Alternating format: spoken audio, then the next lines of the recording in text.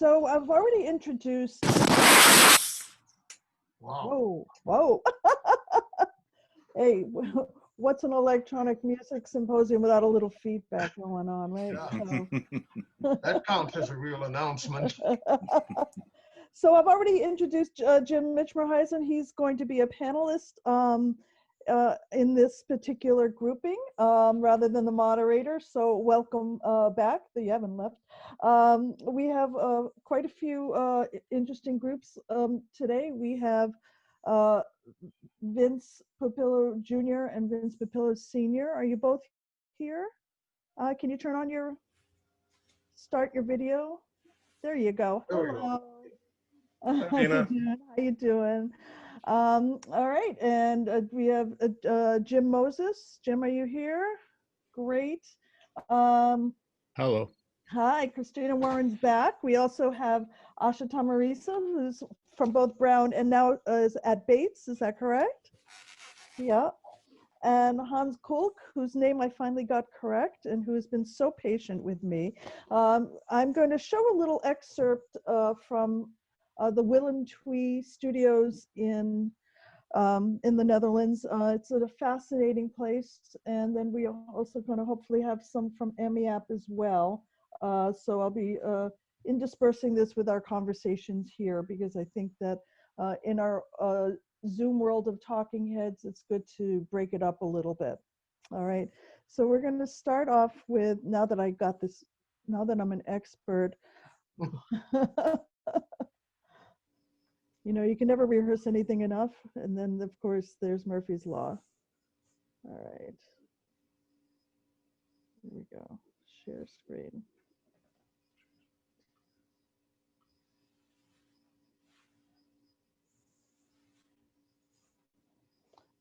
We're going to start with a little tour.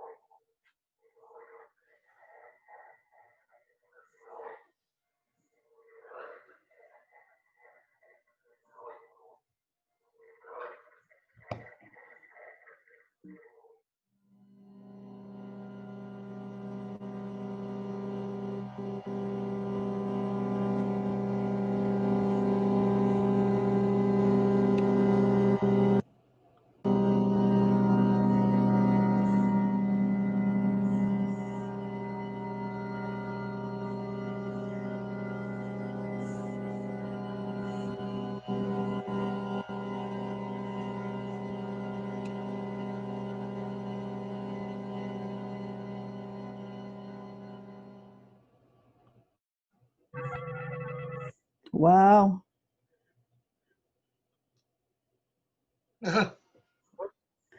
What fun.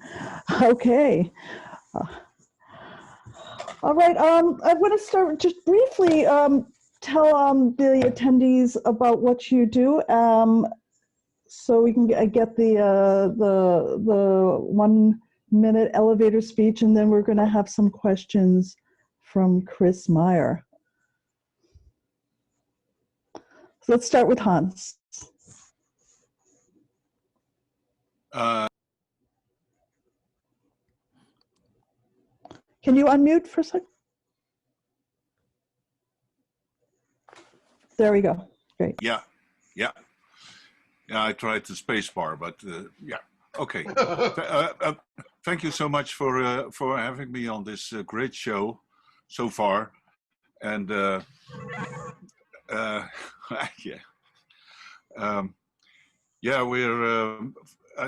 we will luckily have tomorrow our 5th anniversary of the studios here. So we are both in a weekend with festivities and online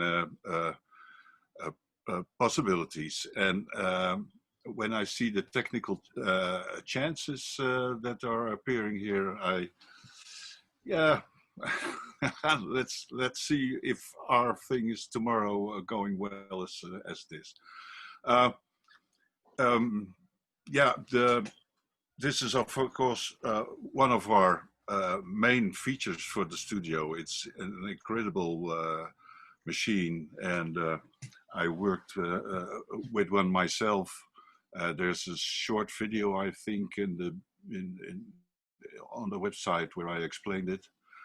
But it's a great system, and what appears to me is the most important is that the depth of modulation is so high. You know, you can really get really far into modulating, especially when you cross modulate two oscillators. You can get very deep, very far, and it's very precise. Although I think many people will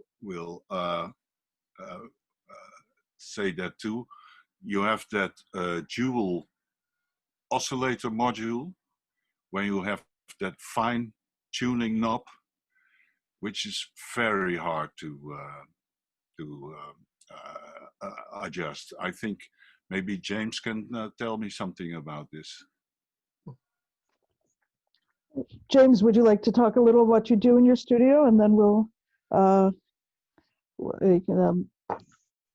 work with Hans, and then we'll have Chris.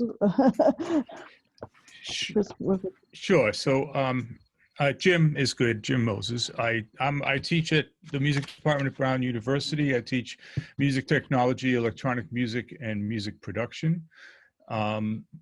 We have a popular undergrad population that work in our studios and take our courses, and we also have a thriving grad cohort. So we have graduate students that have, and our history, just really briefly, we can talk more about this, is we have one of the early ARP 2500s.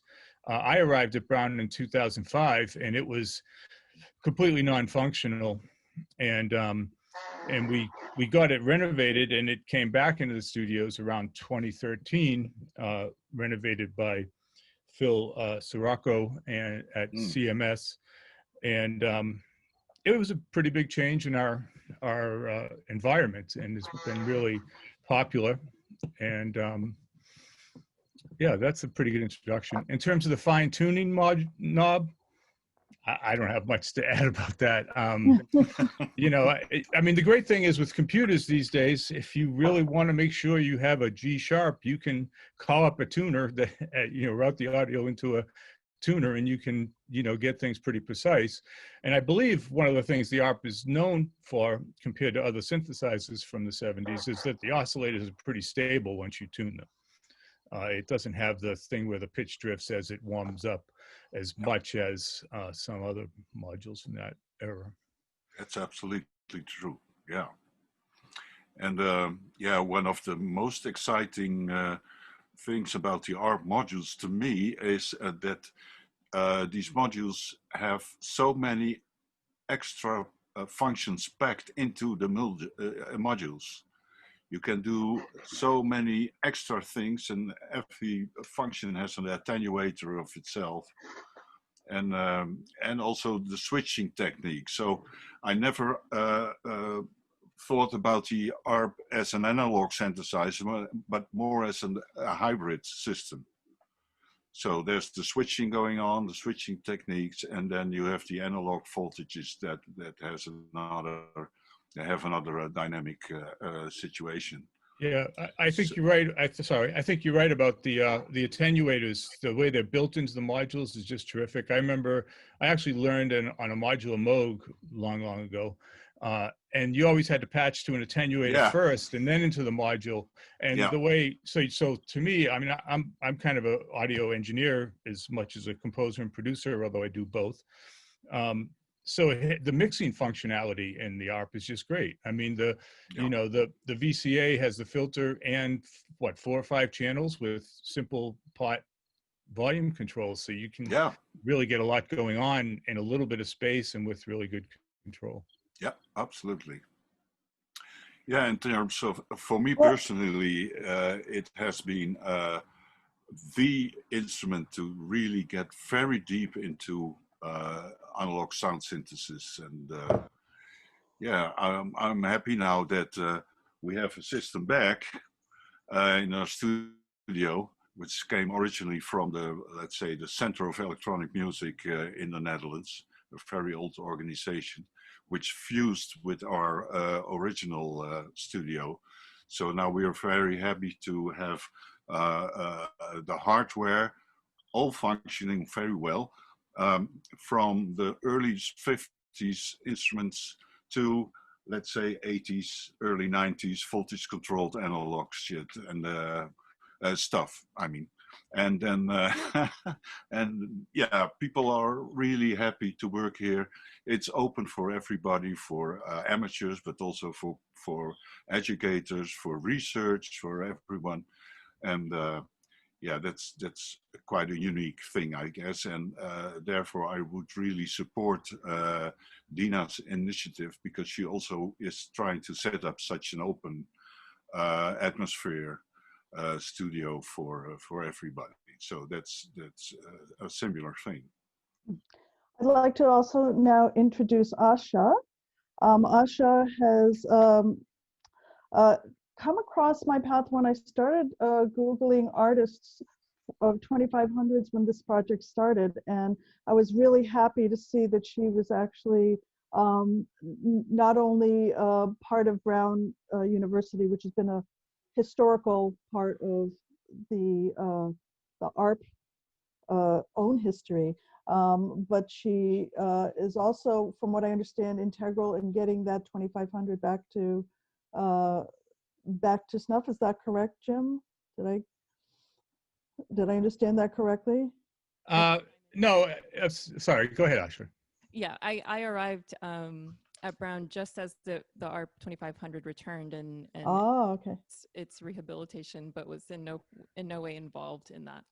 Yeah, so I'll speak to that briefly. Asha was and still is one of the people, at least from the Brown community, to do the deepest research into the history. So she kind of knows I think the 70s, you know, Shep Shapiro's involvement and some things like that. But the ARP was dysfunctional for a long time. I should shout out to Professor Butch Rovin at Brown, who arrived a year before I did, and he recognized the value and rarity of the instrument and kind of put it in his office and protected it, because it had been pretty kind of abused by, you know, poor attempts to repair it and maybe some thoughts about hacking the modules. So when we got it renovated, we were told it was in very bad shape. And Butch started to try and repair it. It became evident that it was too big a job for us to do on our own with everything else we do. And he is the one that discovered CMS and their restoration services. So so Asha's right. That was, and then I kind of shepherded that project. Just shipping it there was a big deal. We got a special case built and all this kind of thing. And they had it for about a year, and it came back in really good shape for us. All right. When speaking of renovations and restorations, I'd like to introduce Vince Pupillo Jr. and Sr. of EMEAPP. How you doing today? Hi, Dina. How are you? Hello, Dina. Hello. So we will give a little tour shortly, but in the interim, tell us a little bit about EMEAPP, again, doing the short tour, and then we're going to get to some of Chris's questions. Okay, well, I'm Vince Senior, the founder and the curator of EMEAPP, which stands for Electronic Music Education and Preservation Project. I'll try to stay with the ARP piece for right this second, but Vince Junior here thought it was important. We spoke about this the other day, but the history of our machine. And like I said, I would have hoped that I found it like secretly stashed away in all one piece, just the way we have it displayed here. But ours is a true hybrid of a couple machines combined into wing cabinets that I had gotten actually on eBay from Europe. Empty wing cabinets. Empty wing cabinets. So we had a system, and in earlier pictures of EMEAPP here, we had them stacked on top of each other, and we used to call it the ARP 5000. About 2 years ago, we took the center cabinet, which originally came from UTA, which was the University of Texas, Arlington. We got it from a gentleman named Steve Korchak, who actually went to school there in 1974 when it was delivered brand new. And he watched it for 20 years, and he finally bought it at an auction in 1994. And we got it from him about 4 or 5 years ago. Vince and I actually flew to Texas and drove it back. Because I wasn't going to take any chances shipping it. Yeah, it was. We took home an Oberheim Matrix 12 on that trip too. Yeah, it belonged to Oscar Peterson. Oscar Peterson's that Steve had. So anyway, so the center cabinet was that system. Now it had a black top, very similar to the one that's there at Brown, but we wanted it all to match. So we switched the top, so we have a brown top straight across. The system that we had, we took it apart and populated the 2 wing cabinets. And what's unique about this system is it has the original stands. I don't know if you can see that these were the original stands that were at University in Texas, Arlington. Steve had actually had the wing cabinets with the black tops, but he sold them. They're floating around in Europe someplace, he said. So that's our system here. Steve, we had Tim Warnack from Retro Linear go through it about 2 years ago. I mean, piece by piece. Everything's been cleaned and calibrated and recapped what needed to be recapped. The Brand new power supplies in all 3 cabinets. So it's pretty stable. It's got a few noise issues, but that's the nature of a 2500. Yeah, as I understand, that's part of the thing. The other ARP we have here we're proud of is this little Odyssey. This was actually, we got this recently. This was actually one of John Lord's. That Justin Harrison got it from Deep Purple guy. Glenn Hughes had it. And Justin Harrison runs a guitar shop in London called Denmark Street Guitars. And he's always on the prowl for stuff for us. He's been a real big asset. And the same with this 2600 up here, which believe it or not, I actually used to belong to Jack Bruce. Yeah, and had in the Jack Bruce band. So that's what Dina, you have the tour that Vincent did the other day is what you want to show with the little cam? We're going to show it in a bit. We're going to show it in a bit. I'd like to introduce, reintroduce Christina and have Chris start the questions, and then I'm going to pull up the video in a little bit. Okay. All right. All right. So Christina is back on this panel as well, and we're grateful for her time. Tell us about your work at Brown. Right, thanks, Dina. Well, you already heard from Jim Moses, who explained some of the history and what's going on in the studios in our undergraduate and graduate programs. I think he said that very well. I teach analog classes as well as digital classes. I might add that, among our holdings, we have the 2500, we have a Verbo system, Eurorack system, various kind of semi-modular gear, but the 2500 is just really special to students. They're always, when they first approach it, really in awe, sitting down in front of this thing.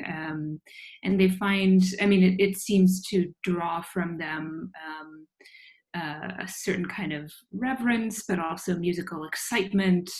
So it's really special to teach that, and I hope with COVID we can get back to doing that before long. We Thank all you. do. Yeah. All right, Chris, take it away. Hi, everyone.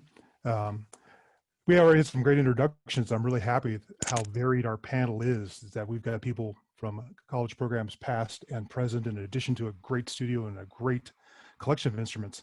I'm kind of curious to hear how you're all approaching electronic and music education today and maybe how it was done previously. I know in my own personal arc, as a teenager in the 70s, when I decided to learn electronic music, it was just assumed you would learn on a modular synth. And since then, I've seen the progression go from modulars to, as Dave Friend said previously, more and more consolidated instruments that had fewer possibilities and more instant gratification. Until today, a lot of kids have phones with apps with thousands of presets. And I had a feeling that a lot of people got disconnected from the sound design part of creating electronic music. I'd like to talk a little bit with each of you about today, whether or not how you treat sound design versus composition, and particularly integrating modular synthesizers. Jim Michmerhuizen, I'd be really curious to talk to you first about the Boston School of Electronic Music. I believe you helped found that particular studio. What were your earlier tools, and what was it like for composers to come in there and say they're going to start composing electronically? Well, the Boston School of Electronic Music was an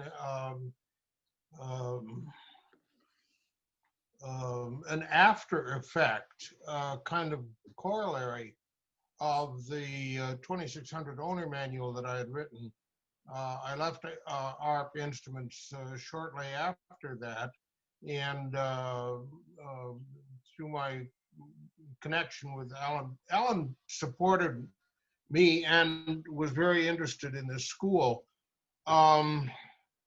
We existed kind of like a West Coast commune sort of thing by simply I mean, you didn't have to really advertise.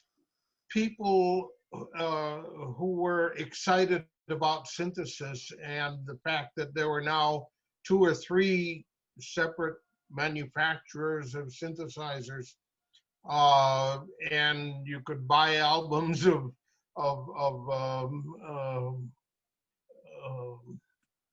electronic music.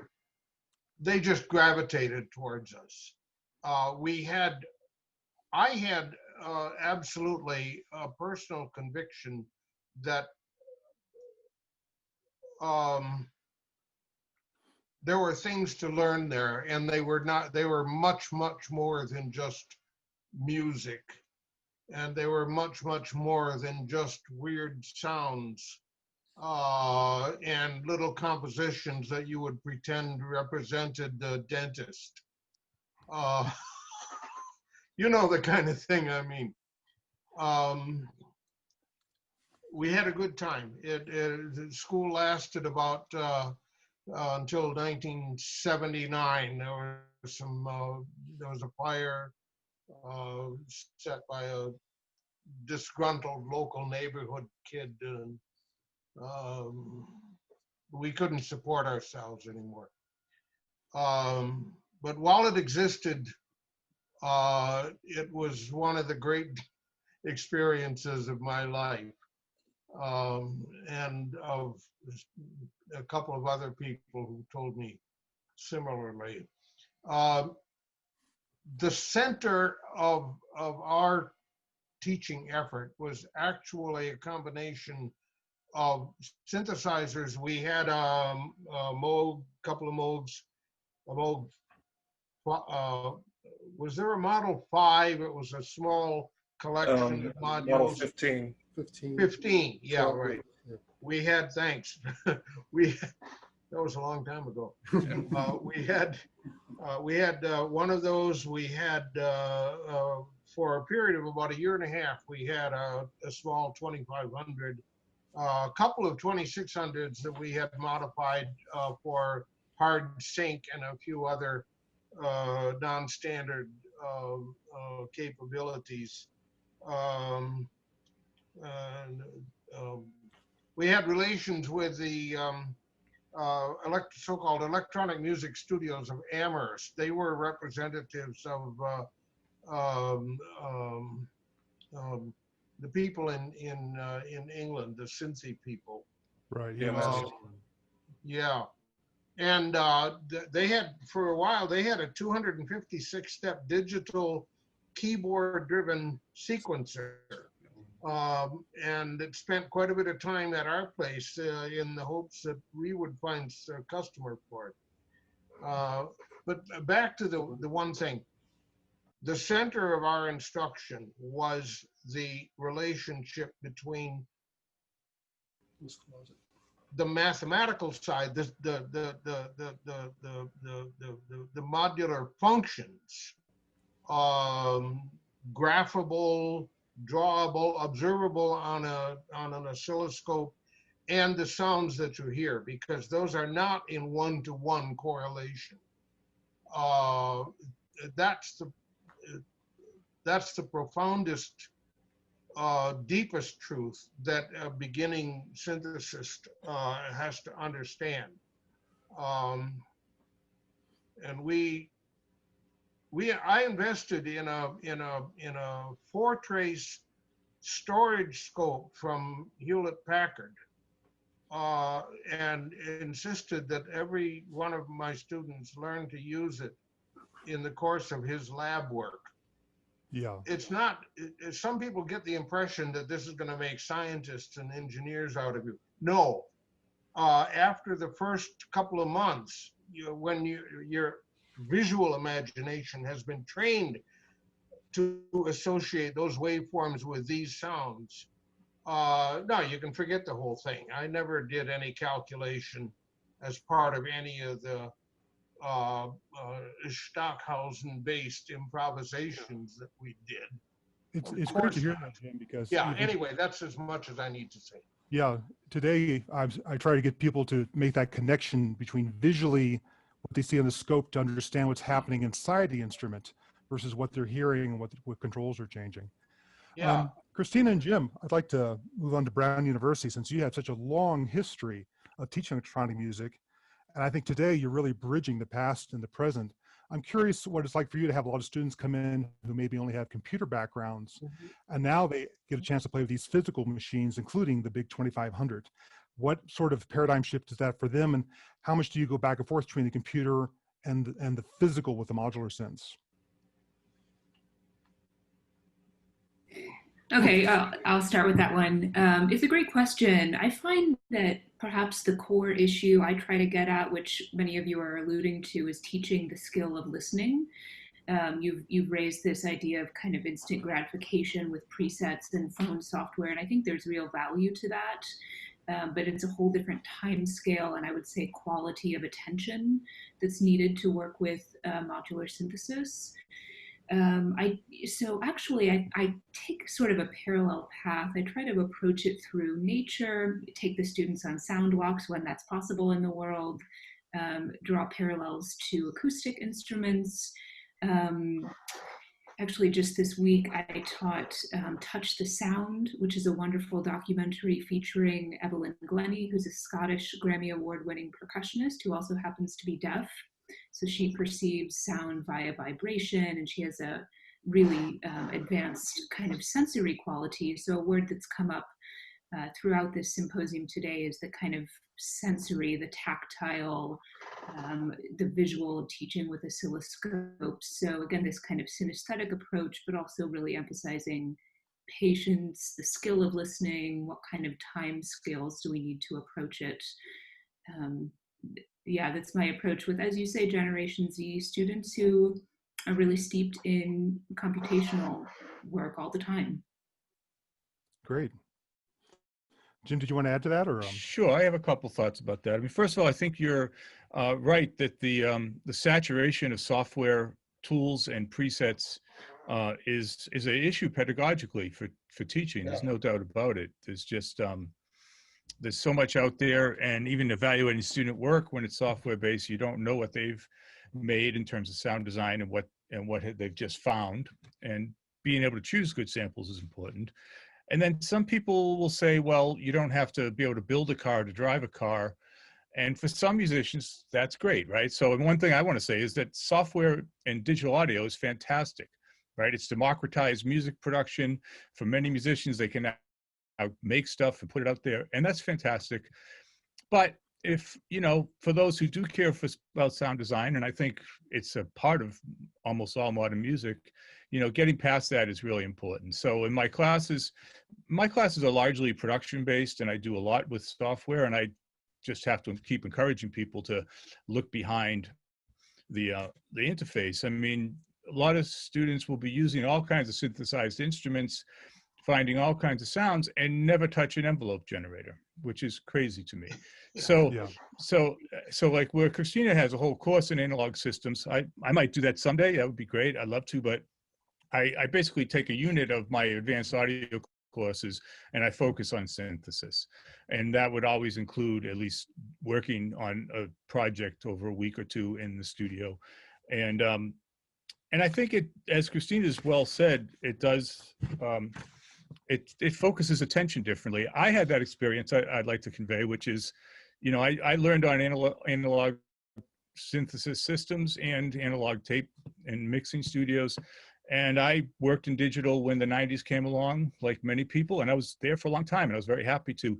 When we did get the ARP back, I think I was one of the first persons to try and start making a few little pieces, put them on SoundCloud to get interest in the instrument. But I discovered for myself that all of a sudden that process of working had changed. I had to pay attention to every little thing. If I got a sound I liked, I had to decide whether to capture it. And if I was going to capture it, I had to decide what I was going to do with it while it was being captured. And like even just as a sound engineer, it used to be we would mix live to 2-track and you'd be, you know, have that attention. So it was really a great refreshing of that experience for me.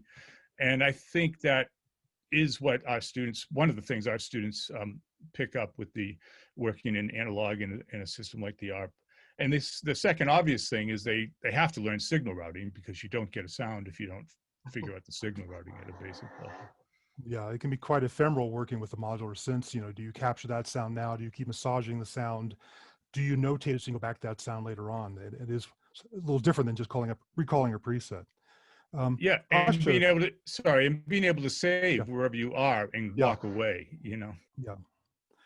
Asha, you've moved from Brown to Bates, and I'm really curious to hear the contrast.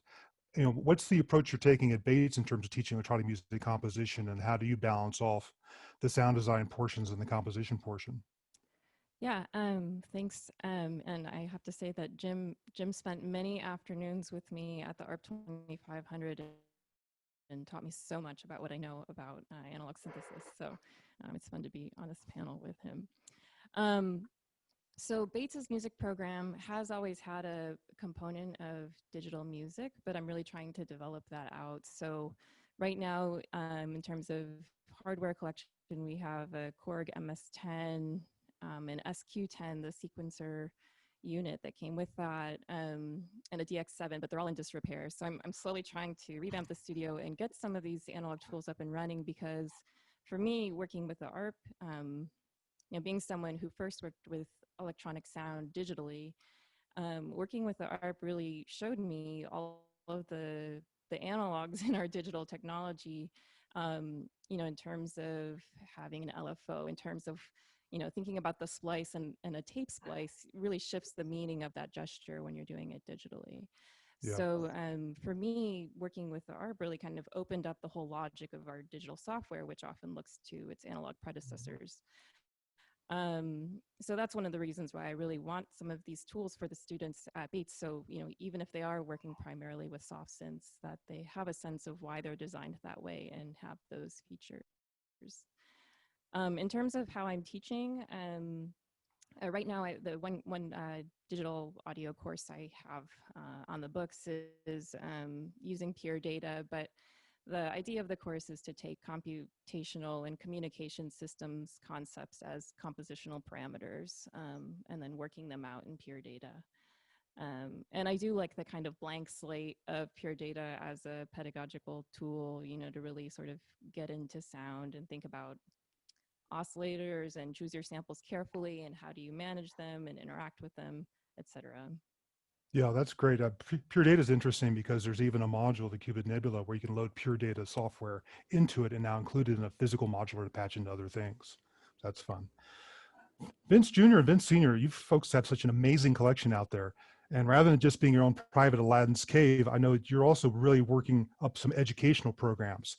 And I'm really curious to hear what approach you're taking to bringing in kids and exposing them to the great historical tools you have. So there's before and then there's now. I guess we all realize what COVID's done to all of us. But, and you're already planning for an after, I know. but we were on a roll. I mean, we work closely with the University of Pennsylvania and Temple University. We've taken these instruments out and actually done demonstrations, you know, down at the colleges and the universities, and we've had groups come and visit from both. Several high schools, local high schools.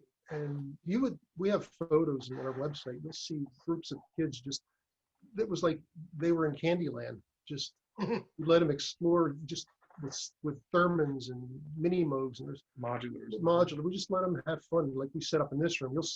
When Dina shows the video, you'll see there's a lot more to the building than just this room. But we set this room up for the groups, and they, you know, they had a blast. So Dina used a term that I think she put it in my head, and I'm going to refer to it. She calls it a living museum. So it is a living museum. One of the things that we did that I was pretty cool, and Vincent can explain exactly, but we had folks contact us that they saw we had a 2500, and they wanted to recreate a sound that was done on a 2500. And tell them the story. Well, so it's the voice of the Cylons from Battlestar Galactica, right? Yeah. In combination with specific modules on the 25, I forget exactly which ones they were, in combination with a certain preamp and vocoder. These two guys, their names are escaping me right now, came and spent the day pretty much perfecting. They flew here from California. They flew from California, yeah. And they spent the day perfecting the sound. They got very, very, very close. And you should, those guys, they had such a good time. And the accomplishment, you can't, I don't know. It was just a great day and a great feeling when they did that. We had a gentleman come from Europe, Luke Fowler, right? Luke Fowler, yeah. And he spent a day with the 2 days, I think he was here with the 2500, getting, you know, capturing the sounds. I don't understand how all this works. You take your notebook and you, all of a sudden you have the sound in your little computer and then you go use it someplace. But I'm old school. But that's what, you know, so this living museum aspect is something we're really looking forward to. Harvesting more of, getting, you know, and working, like even with you guys for, you know, I guess it's all virtual right now.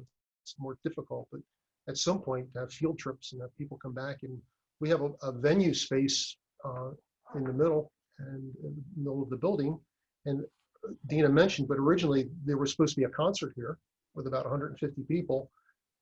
And this should have been a real live, you know, event as opposed to virtual. Do the best we can, what we got. Great. I'm really curious to see what you folks come up with, particularly when we get a chance to reopen, and also some of the things you may be developing there. That's going to be great. Hans, not only does Willem Twee just have an amazing collection of old equipment that we got to see in the video, not just vintage synths, but going back to old test equipment. You've written papers on integrating analog computers and hybrid computers into music composition. And I'm really curious to hear you talk a little bit about going back to these earliest tools that electronic musicians used and now using those today. Oh, yes. You know, the first electronic music was made in radio stations. And the radio stations had a technical facility, of course, for maintaining the tape recorders and mixing devices, etc. And they also had tone generators.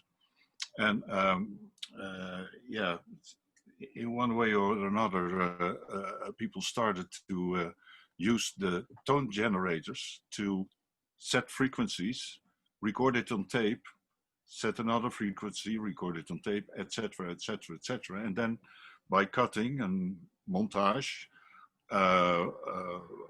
via a certain, let's say, program, a list of frequencies, for instance.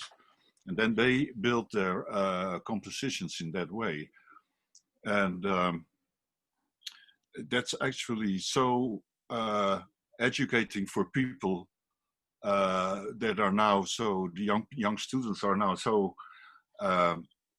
really used to get 250 sine waves and just allocate them in the frequency spectrum and make it move and do this and do that. But to actually record a sine wave and first tune it, you know. I also started an analog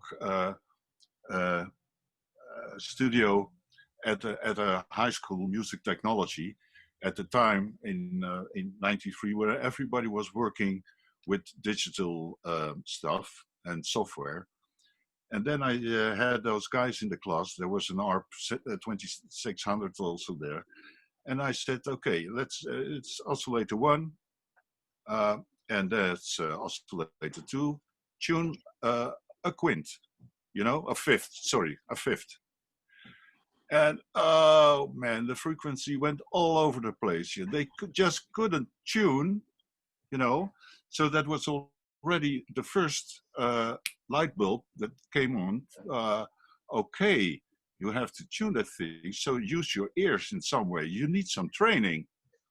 So that made analog synthesis becoming a very serious instrument to practice, right?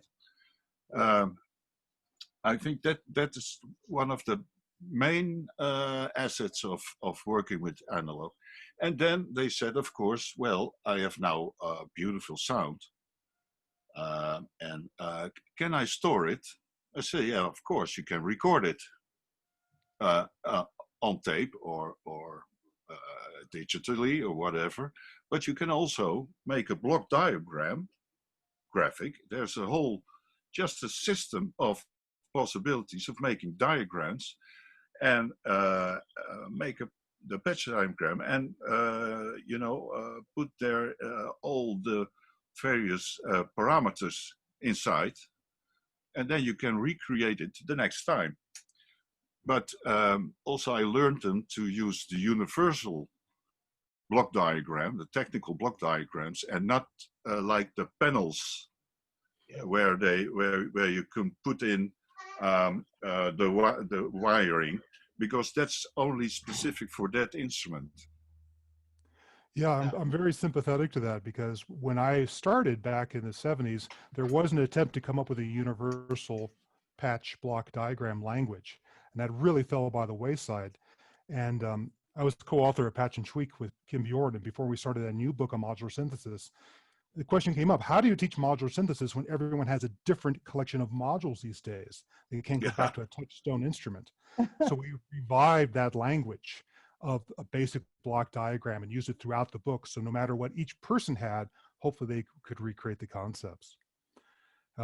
Yeah, actually the books of Thomas Wells, the book Thomas Wells, Technique of Electronic Music, is still unsurpassed in the second edition, right?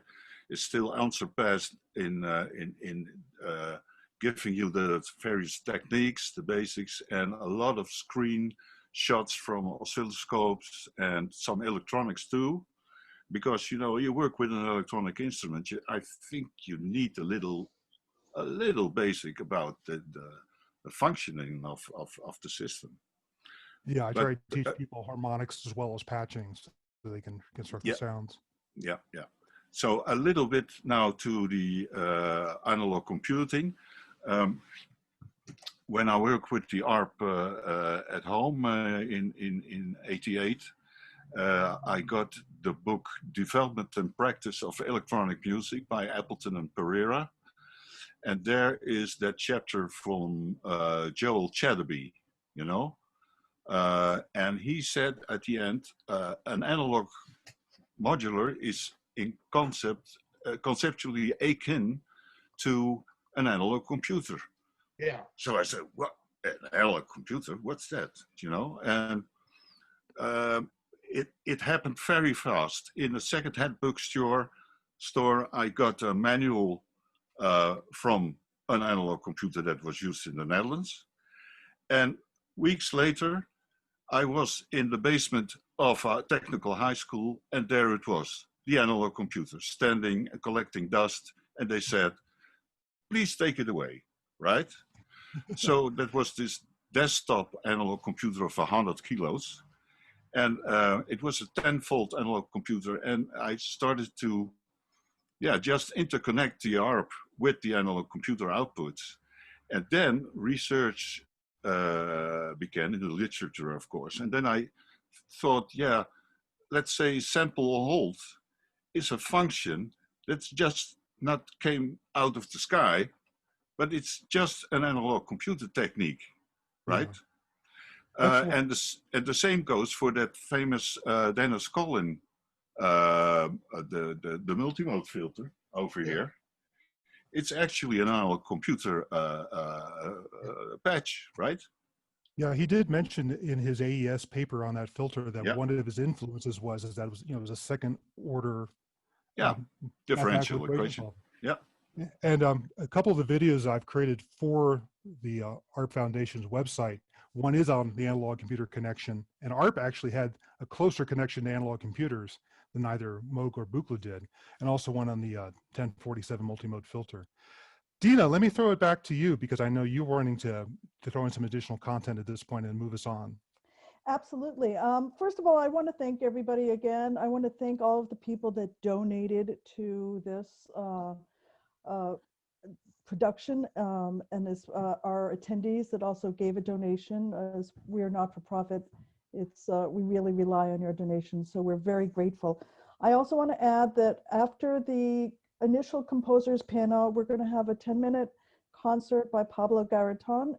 After that, we're going to have sort of an end question and answer. So if your questions were not answered in the beginning or these first two panels, we'll have an additional opportunity for that, for those panelists that are still able to be here. I'm going to ask the educators for now to turn off your video and mute. You'll have a chance again after the composers to come back and talk a little more. This was really amazing and really surpassed my expectations, I have to say. This is great.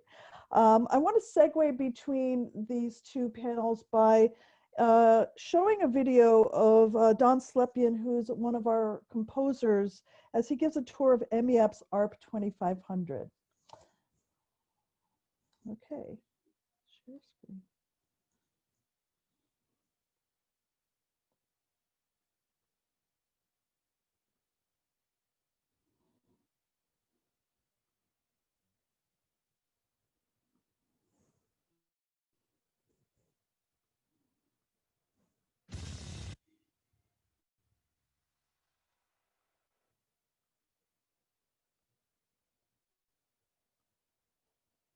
Here we go.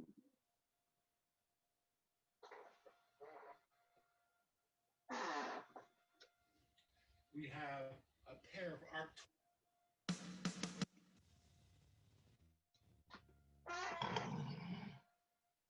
Here we are in EMEAPP studio with a bunch of ARP instruments. This is the 50th anniversary of the ARP 2500. ARP standing for Alan R. Perlman, the man who designed this wonderful instrument. Here in front of you, actually have 4 different ARP instruments. I'm going to go through them and talk about the 2500, the large one. First, here on my right, is the ARP Quadra. And this is interesting because we have 4 synthesizers and 1 keyboard. Bass, strings, poly, and lead, all together on a single keyboard. And this was done before MIDI, before we could midify instruments. So this was a groundbreaking thing for the 70s. Over here, we have a pair of ARP 2600s up on top. These 2 instruments are both synthesizers made by ARP, and they came after the large modular, which is this system here. This is the ARP 2500. Here's a wing cabinet, the main cabinet, and the side cabinet. Now here you're seeing a lot of keyboards. Keyboards with the ARP 2500, with the ARP 2600, with the Quadra. But bear in mind that this is just as much interest to the vocalist, the guitarist, the horn player. You do not have to play keyboards to play these instruments, and they are not keyboard instruments. Keyboards are just a way to control them. What we have here, we have the sound sources, the oscillators. They're like the strings of a cello. They're the things that actually make sound. So I have sound sources. Then over here, I have sound modifiers. I have filters here and here that allow me to shape the tone of things.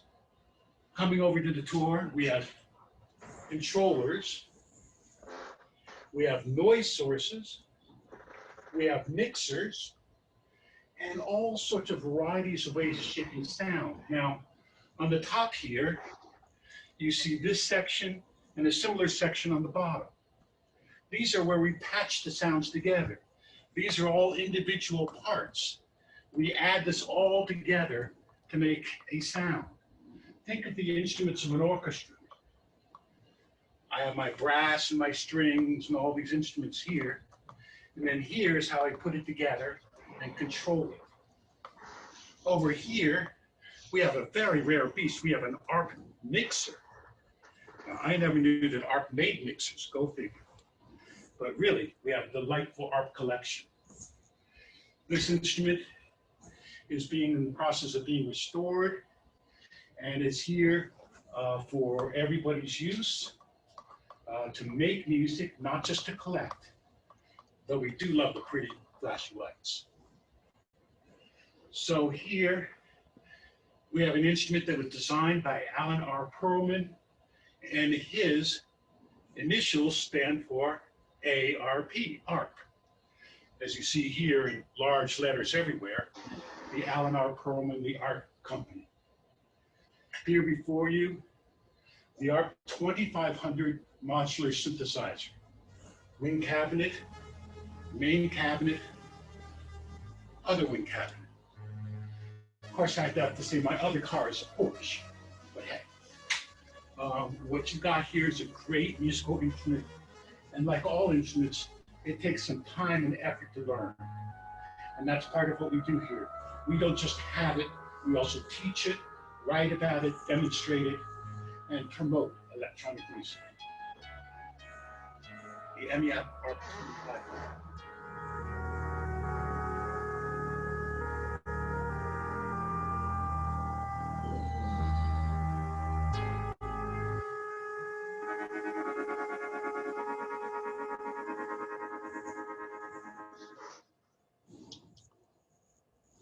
You knew it would take me 2 hours to get the sound to work, right? Okay.